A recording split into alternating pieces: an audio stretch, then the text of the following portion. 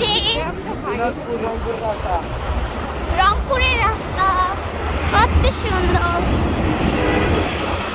Wow!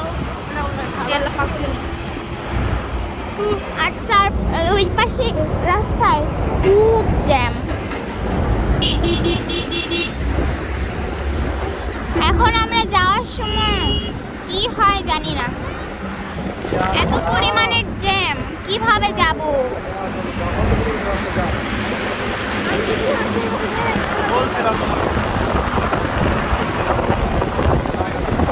কত পরিমাণের jam ওই পাশে, মানে আমরা এক্সপেক্ট করিনি যে এত পরিমাণের জ্যাম থাকবে। জানি না এখন আমাদের সাথে কি হয়।